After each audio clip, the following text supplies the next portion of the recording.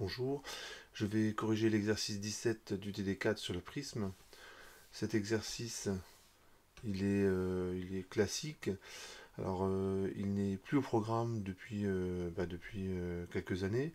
Néanmoins, ça reste un exercice classique. Alors, démarrons tout de suite. La première question qu'on vous pose, c'est de placer les angles I, I', J' et J sur le schéma. Donc ça, il faut absolument lire attentivement l'énoncé pour ne pas se tromper, parce que c'est quand même la première question et toute la suite en dépend. Donc il faut vraiment prendre le temps de bien l'énoncer. Donc moi évidemment je l'ai déjà fait. L'angle I il est là, l'angle I' il est là, J' il est ici et J il est là. On vous demande d'écrire les lois des cartes en I et en J. Donc ça c'est pour la question 1. Pour la question 2, donc les lois des cartes pour la réfraction. J'ai pris un petit peu d'avance. Rien de compliqué hein. Dans ce que j'écris, c'est vraiment, je regarde mon schéma, je prends les angles d'incidence et de réfraction, je fais attention aux indices, et j'arrive à ce résultat. Alors, on encadre le résultat. Ensuite, on vous demande une relation entre I, J' et A. Alors, ce que je vais faire, c'est remarquer que ici, vous avez l'angle pi sur 2 moins I'.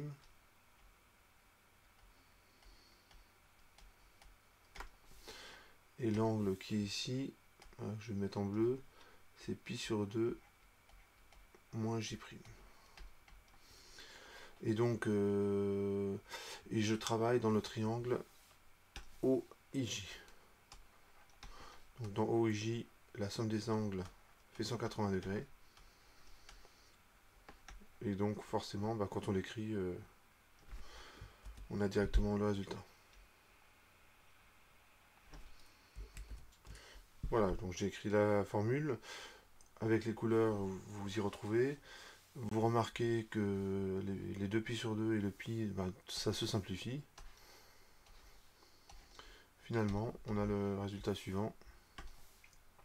A, ça vaut I' plus J'. Voilà, donc on a rapidement ce résultat. On encadre. On peut passer à la question suivante. On vous demande la déviation et de montrer que ça vaut I plus J moins A. Donc là, on vous donne le résultat. Donc il faut essayer de le justifier le plus proprement possible. Alors, je vais... Pour la question 4, je vais reprendre un schéma. Enfin, je vais refaire un schéma un petit peu plus grand. Parce que celui proposé par l'énoncé, il est un peu petit. Voilà, le temps de refaire un schéma. Et ce que je veux connaître, c'est la déviation. Donc c'est l'angle, le prolongement du rayon incident. Pas oublier les flèches sur les rayons. Les rayons lumineux, ils sont là. Là, vous avez le prolongement du rayon incident. Et la déviation, elle est ici. C'est cet angle-là que je cherche. Et je compte positivement les angles dans... Voilà, on se donne un sens positif pour compter les angles. Et ce que je vous propose, c'est une méthode où on va se déplacer sur la figure en se plaçant au début sur le rayon incident et à la fin, on doit être sur le rayon émergent. Donc là, ce que je vais utiliser, c'est je vais dessiner un petit stylo et à chaque fois que je fais une rotation, je vais compter les angles en faisant attention. Alors les angles sont géométriques, ils sont tous positifs. Et chaque fois que je tourne dans le sens positif, je l'ajoute. Et chaque fois que je tourne en sens négatif, je l'enlève. Donc ça donne. Donc on va commencer par le premier, la position initiale. Voilà, donc je vais commencer à écrire la somme. Donc la déviation entre la position 1 et la position 2 du stylo, je vois que je tourne de plus i. Alors, je vais rédiger quand même la méthode, hein, faire une phrase en expliquant comment je m'y prends, pour qu'un examinateur puisse comprendre mon schéma. Voilà, j'ai rédigé un petit peu. Donc on a déjà plus dit. Ensuite, ce que je vais faire, c'est que le stylo, je peux le faire tourner pour qu'il se retrouve sur les rayons intermédiaires. Et dans ce cas, ça fait -R. Alors le stylo, je peux le translater comme je veux, hein. Donc par exemple, je pourrais l'avancer sur la normale, au dioptre, et ensuite je lui fais faire un angle -I'. Donc au niveau des dessins, ça donnerait ceci. Voilà, donc je suis donc arrivé ici. Maintenant, je vais passer sur la normale. Donc, si on représente le stylo, il va être là.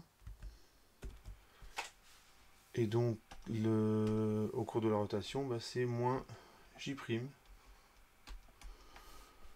pour passer de 3 à 4.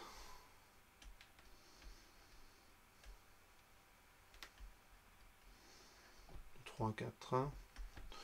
Bon, c'est un petit peu long à rédiger. Par contre, cette méthode elle a un énorme avantage, ce serait à l'oral par exemple. Elle est facile à expliquer à quelqu'un quand il est en face de vous. Par contre, si vous avez que votre copie pour expliquer comment ça marche, bon, voilà, c'est un petit peu plus compliqué. Donc là, je me retrouve à dessiner des stylos, hein, parce que le stylo, il a la caractéristique d'un rayon lumineux, il est rectiligne et il est orienté.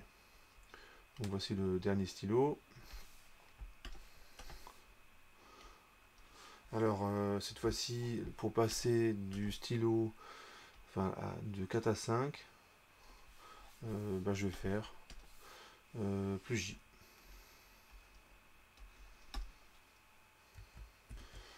Voilà, donc j'ai mon expression, la déviation. Et ce que vous remarquez, c'est que comme I plus J' vaut A, ben, on trouve bien le résultat. Donc il n'y a plus qu'à rédiger ça. Et on a répondu à la question. Voilà, donc il n'y a plus qu'à encadrer le résultat. Alors le résultat, en fait, c'est pas vraiment ce que j'encadre, parce que puisqu'on vous le donne dans l'énoncé, ce qui est important, c'est la façon d'y arriver. C'est là qu'on va vous évaluer, évidemment. Donc la méthode que je propose ici avec un stylo, elle est donc facile à mettre en œuvre, difficile à expliquer dans une copie. Et dans des exercices un petit peu plus compliqués, c'est vrai qu'elle est quand même pas mal. Et finalement, elle est vite, on a rapidement un résultat et on évite pas mal d'erreurs. Alors, bon, bah, j'ai fini avec cette première série de questions. Bah, passons à la suite.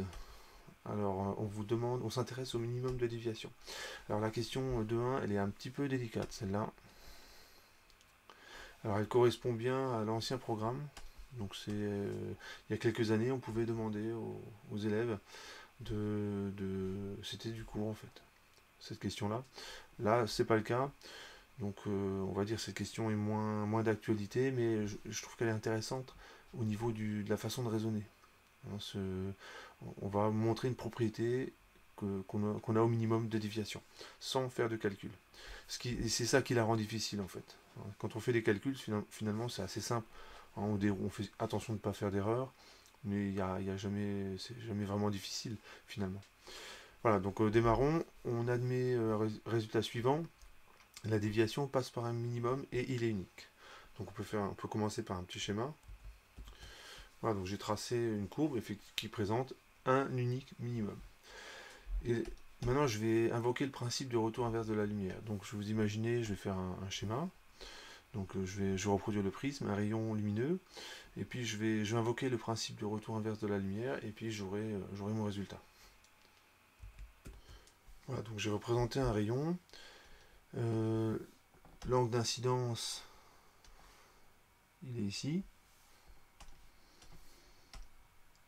Ça, c'est I. Et l'angle le dernier angle réfracté, J, il est à cet endroit-là. Et la déviation, on peut la représenter également. Donc je prolonge le rayon incident. Et la déviation, elle serait ici. entre le prolongement du rayon incident et le rayon émergent. On peut mettre en pointillé le rayon incident. Voilà. Et ben, je peux inverser le sens des rayons lumineux. Donc je pourrais très bien considérer, donc là j'invoque le principe du retour inverse de la lumière. Voilà, donc il faut la rédiger cette phrase. Hein. On vous demande en invoquant le principe du retour inverse de la lumière. Donc voilà, il faut quand même le dire, et donc le rédiger. Et en fait, si vous regardez bien, lorsque j'inverse le sens des rayons lumineux, bah, finalement je pourrais... ça revient en fait à refaire le schéma en miroir. Donc vous imaginez, je fais une symétrie de mon schéma par rapport à, on va dire ça c'est un miroir, et je vais faire le schéma symétrique. Voilà, j'ai mon schéma fait symétriquement.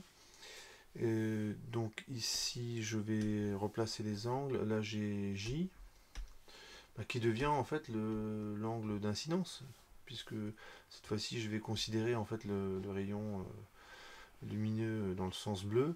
Alors quand on fait on n'est pas obligé de faire le schéma symétrique. Hein, pourquoi je le fais, c'est parce que comme je compte les angles positivement, comme ceci, en fait on peut être embêté lorsque le rayon va dans le sens inverse. En fait la déviation du coup est négative. Donc pour qu'elle soit bien positive, en fait je refais le schéma symétrique, donc ça prend un petit peu de temps.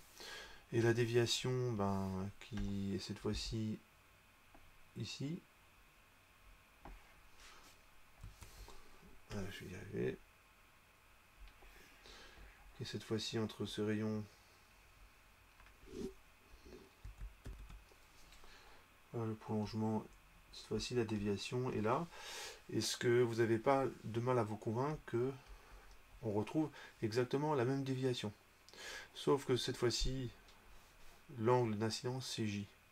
Alors comment ça se concrétise sur le schéma? Et vous avez ici la déviation et l'angle, ici l'angle le plus grand c'est l'angle I. En fait l'angle I il est là sur mon schéma, et l'angle J il est ici. C'est l'autre croisement, il est ici.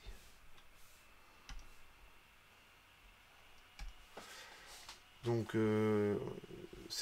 donc invoquer le principe de retour inverse de la lumière me permet de compléter le schéma ainsi.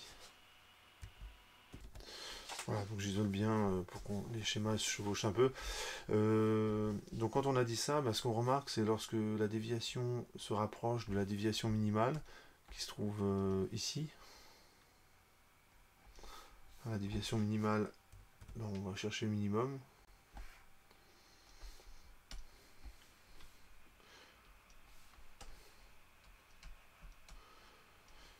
Voilà. Et on constate que forcément I et J se rapprochent, hein, lorsque D se rapproche de D minimal, et lorsqu'on arrive à la déviation minimale, on a I qui est égal à J. Donc il suffit juste de rédiger ça et on a répondu à la question. Donc j'ai rédigé tout ce que j'ai fait. Donc premièrement, on fait le symétrique, on retrouve la même déviation, mais J c'est l'angle d'incidence, on place I et J sur le schéma, et enfin on constate que lorsque D tend vers la déviation minimale, I se rapproche de J et sont égaux au minimum de déviation. Donc ça c'est la conclusion. Voilà, j'ai rédigé la dernière phrase, on encadre le résultat. Donc au minimum de déviation, on a ceci, I est égal à J. Alors ça c'était la question un peu délicate en fait, dans cette petite partie là. La 2.1 était vraiment difficile, après c'est facile. On va exprimer I et prime en fonction de l'angle au sommet et la déviation minimale, et puis on aura très rapidement cette relation. Donc voilà, j'ai plus de place, on prend une nouvelle page.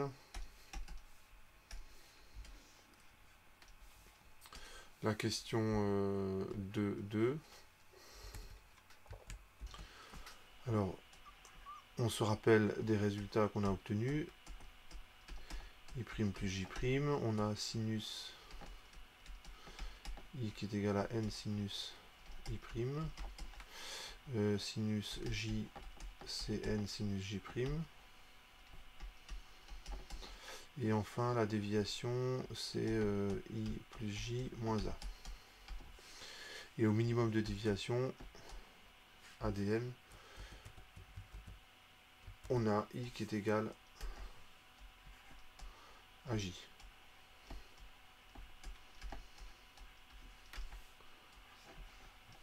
Alors, au niveau des notations, je vais juste vérifier un truc. Est-ce qu'il donne un nom aux angles? Oui, non, ils n'ont pas de nom particulier. Alors, simplement, lorsqu'on est au minimum de déviation, on a I qui est égal à J.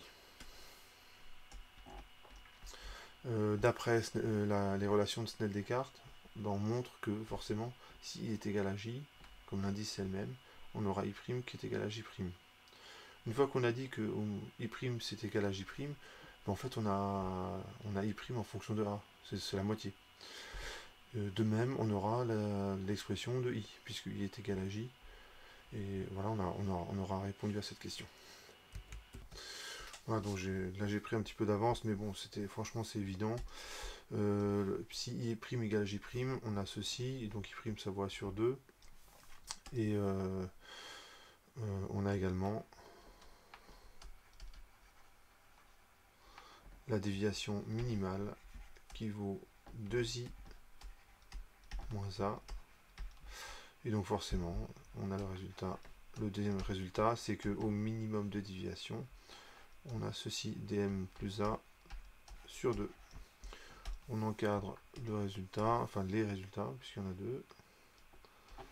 I' et I.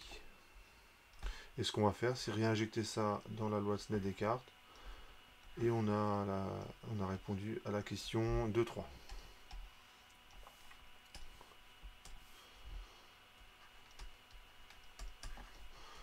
Donc on réinjecte I et I'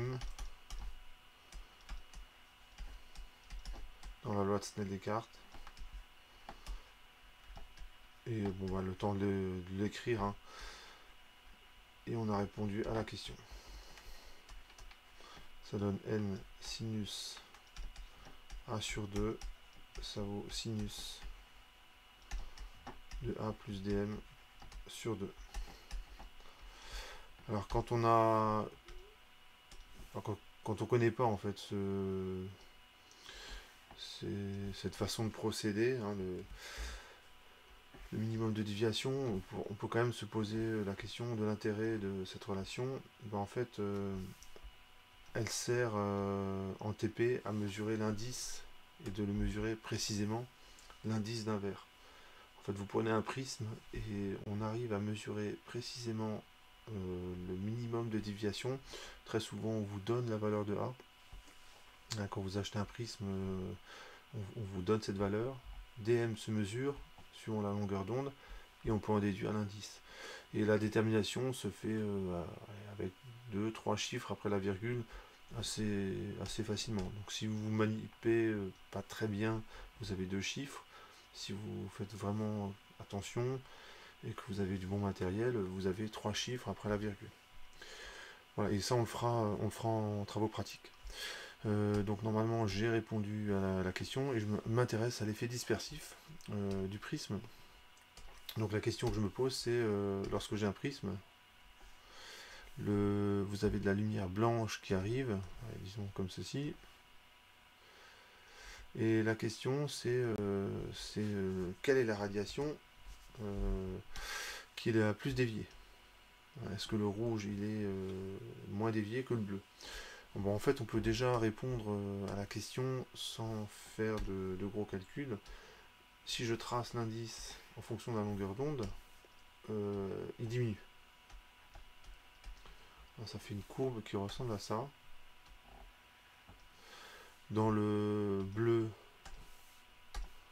vers 400 nanomètres, on a une certaine valeur d'indice.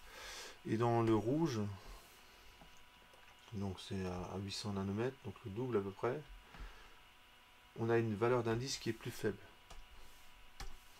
Donc ça c'est 400 nanomètres, non, 800 nanomètres. Je vais le mettre en bleu. 400.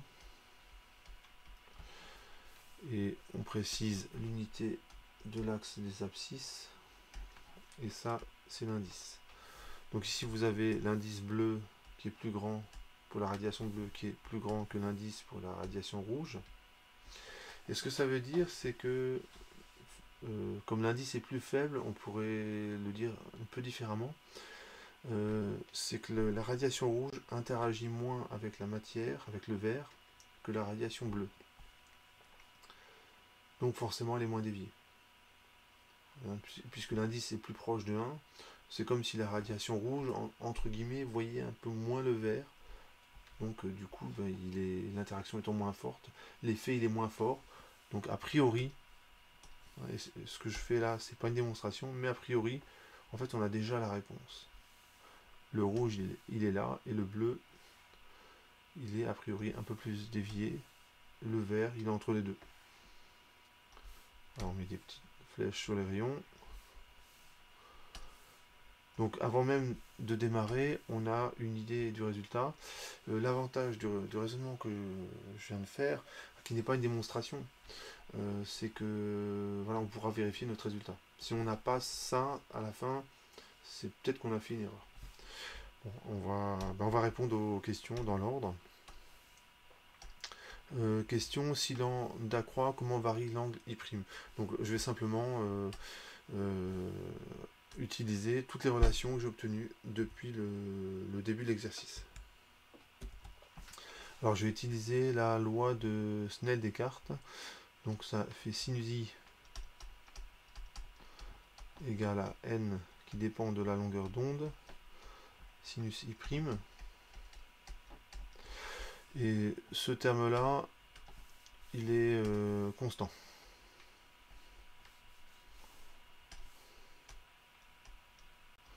Effectivement, à un instant donné, l'angle I ne bouge pas, hein, donc c'est constant. Ça, qu'est-ce que ça fait si lambda croît? Ça diminue. Et donc nécessairement, c'est un produit qui est constant. S'il y en a un qui diminue, l'autre il augmente. Donc c'est doit augmenter.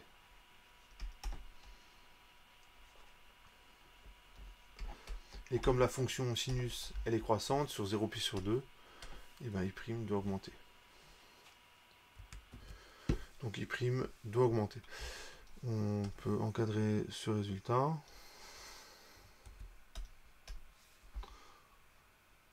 Et on continue.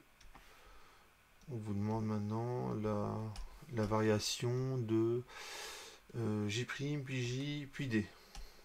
Donc, alors, question 2, en fait, une fois qu'on a fait la première étape, en fait, on continue. On a A qui vaut I' plus J'. L'idée, vous avez compris, hein, c'est que je pars je vais de I vers J, en fait. Une fois que je connais la variation de tous les angles, je pourrai en déduire la variation de la déviation. Donc ce terme-là, il est constant, évidemment, puisque il n'a aucune raison de varier. Ce terme-là, toujours pour lambda qui augmente, c'est augmente. Comme la somme des deux est constante, le terme qui est là, il doit diminuer.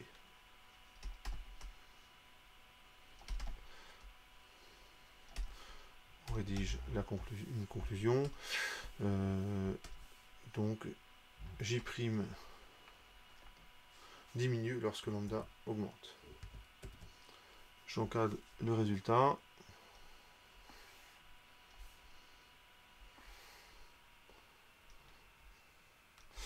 Ensuite je passe à J. On a la relation, la loi de Snell-Descartes, donc c'est sinus j, c'est n de lambda sinus j'. Et vous avez deux termes qui décroissent.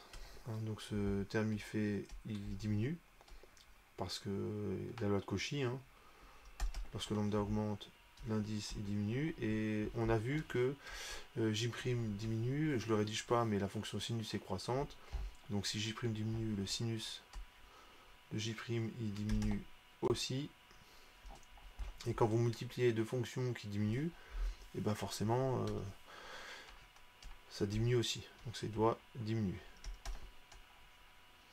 Et comme la fonction sinus est croissante, toujours, et bien c'est j forcément diminue. On rédige la conclusion, donc j diminue lorsque lambda augmente.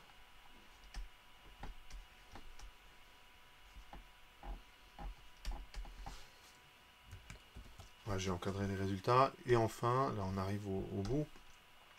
On a d qui vaut i plus j moins a. Donc sur les trois termes, en fait, il y en a celui-là, il est constant. I, ben, il est constant. C'est pour un i donné. Et ce qu'on a vu, c'est que j, il diminue. Donc forcément, la déviation diminue. Donc on va rédiger la conclusion. Voilà, j'ai rédigé la petite conclusion. Alors comme la radiation, le lambda pour la longueur d'onde, pour la radiation rouge est plus grand que pour la radiation bleue, on a vu que la déviation rouge est plus petite que la déviation bleue, et ça c'est cohérent avec ce schéma. Je vous rappelle que la déviation, c'est l'angle de rotation entre le rayon incident que je prolonge en pointillé et le rayon émergent. Et je vous rappelle qu'on avait choisi un sens positif dans le sens horaire. Donc effectivement, la déviation bleue est plus importante que la déviation rouge. Donc le schéma en fait est déjà fait. Confère schéma ci-dessus. Et on peut aborder la dernière partie. C'est la condition d'émergence du prisme. En fait, va montrer que il y a une condition pour laquelle il n'y a pas de lumière qui émerge du prisme. On a un phénomène de réflexion totale. Donc question 1, c'est à quelles conditions sur J' il n'y a pas de réflexion totale en J. Donc pour répondre à cette question, je vais me placer en fait dans le cas limite, où entre la réflexion totale et la présence d'un rayon réfracté. Donc ça donne le schéma suivant.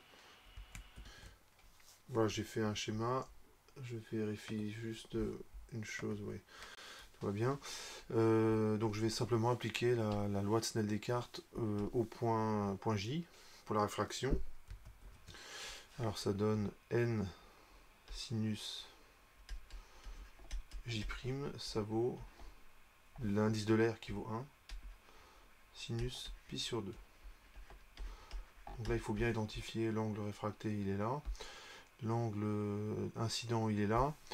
J'ai oublié les flèches sur les rayons. Ça donne ceci. Et donc là, le J' que j'ai représenté, c'est dans le cas limite. Donc le J' max, en fait, enfin pour la question qu'on vous pose, c'est à quelles conditions il n'y a pas de réflexion totale. Donc en fait, il faut que J' soit plus petit que ce J' max. Donc ici, je vais préciser que c'est la valeur maximale. Donc J doit être inférieur à J max, qui vaut arc sinus de 1 sur n. Et d'après l'énoncé, il y a une notation, c'est le lambda majuscule. À pas confondre avec A. Alors, pour la détermination de Jmax, je pense que c'est assez clair. Par contre, il faut justifier cette inégalité. Alors, ce qu'on peut faire, on peut tracer un rayon lumineux avec un angle plus petit. Donc, par exemple, si je prends un rayon comme ça, avec un J plus petit, effectivement, on aura un rayon, présence d'un rayon réfracté, hein, en effet. Lorsque je diminue J, l'angle réfracté, il diminue également, et donc il est présent.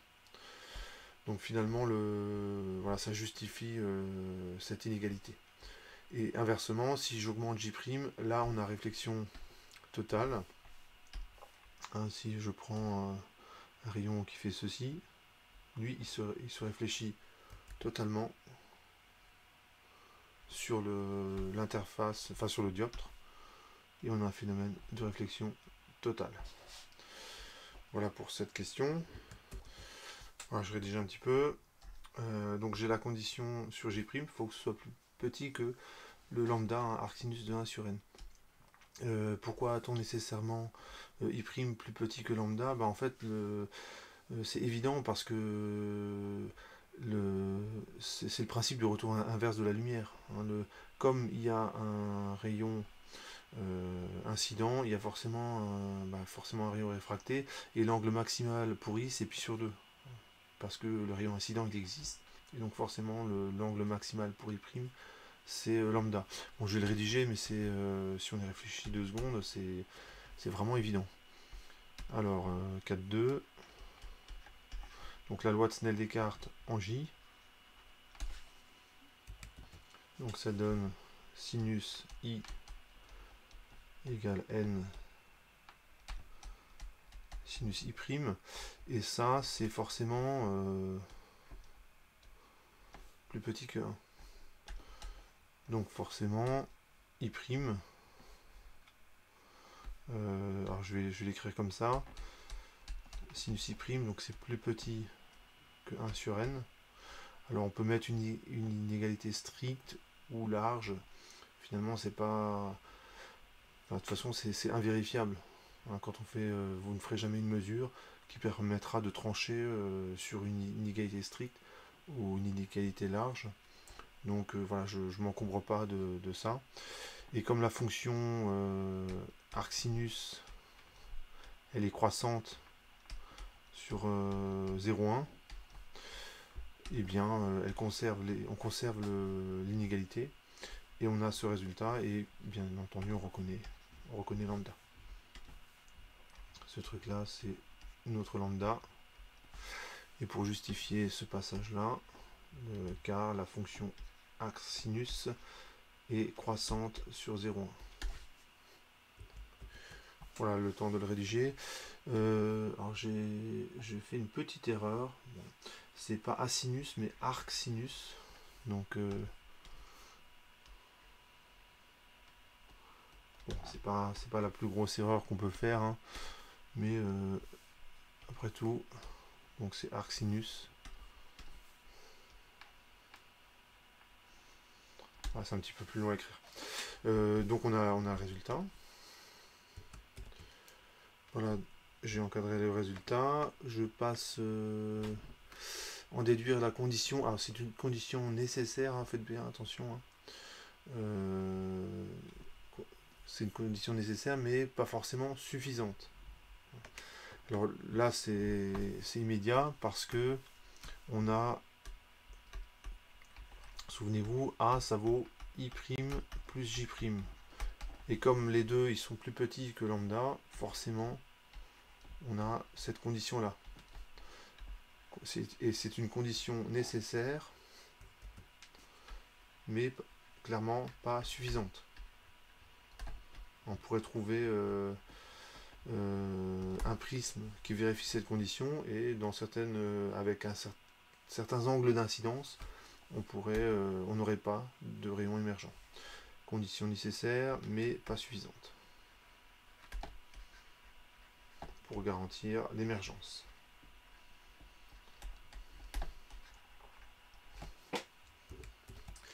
Voilà, j'encadre le résultat. Bon là c'était immédiat. Hein.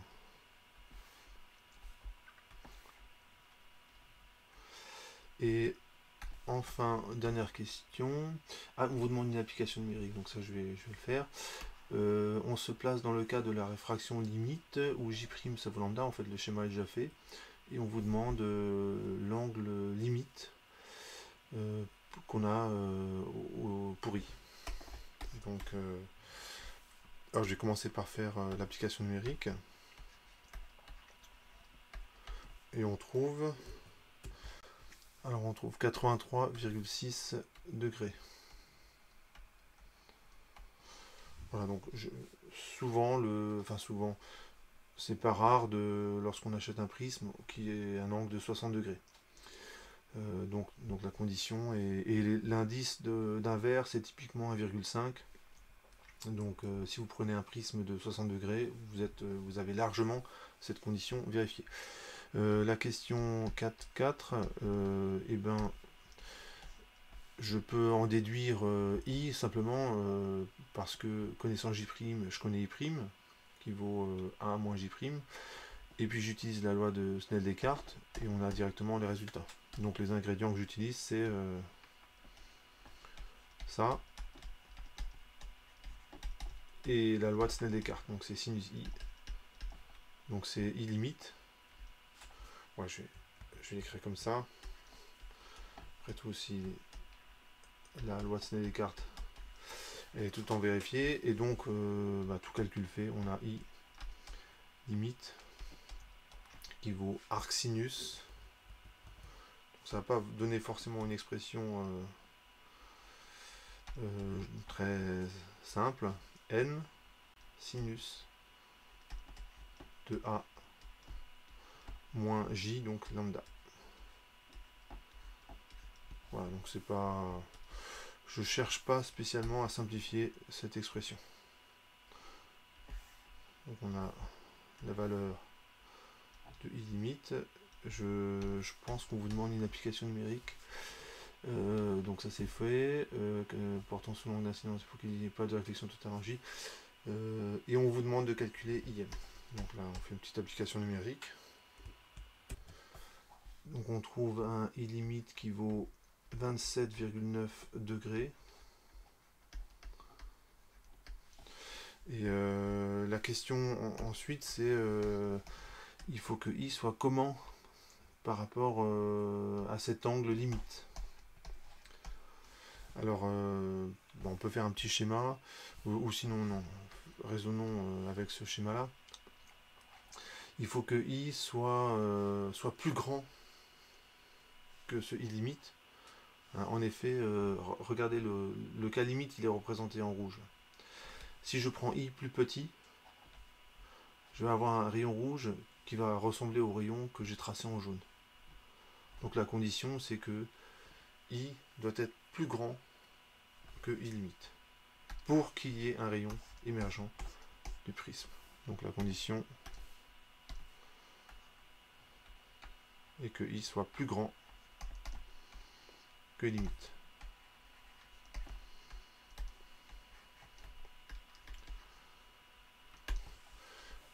Voilà, donc ça répond à la question.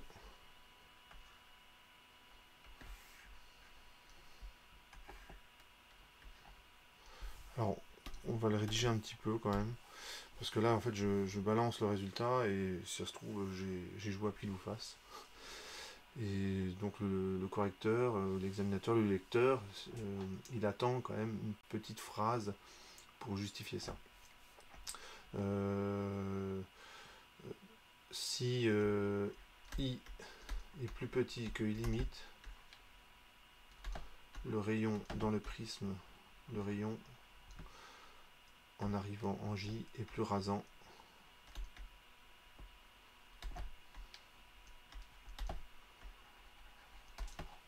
et plus rasant.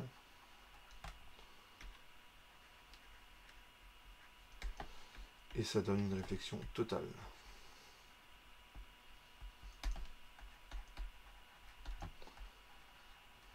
Et ça correspond au rayon jaune que j'ai représenté. Donc bon voilà, j'ai plus de place pour l'écrire. Mais voilà, j'ai répondu à toutes les questions. Non, en résumé, comment a-t-on intérêt à procéder pour assurer l'émergence du prisme?